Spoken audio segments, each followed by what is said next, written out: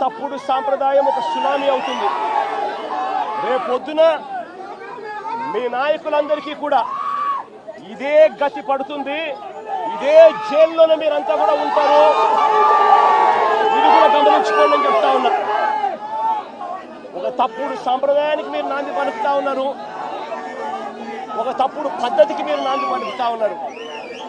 మార్పు తెచ్చుకోకపోతే మాత్రం రెడ్ బుక్లు మీరు ఒక్కరే పెట్టుకుంటారని చెప్పి మీరు అనుకుంటున్నారేమో. రెడ్ బుక్ పెట్టుకోవడం అన్నది చాలా సులభమైన పని.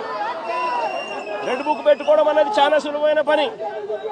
నేను మనం మీ విలేకరు కృష్ణకి చెప్పి, కృష్ణ నువ్వు ఒక రెడ్ బుక్ మెయింటైన్ చేయంటే కృష్ణ కూడా మెయింటైన్ చేస్తాడు ఒక రెడ్ బుక్. నీ పేరేం పేరన్నా?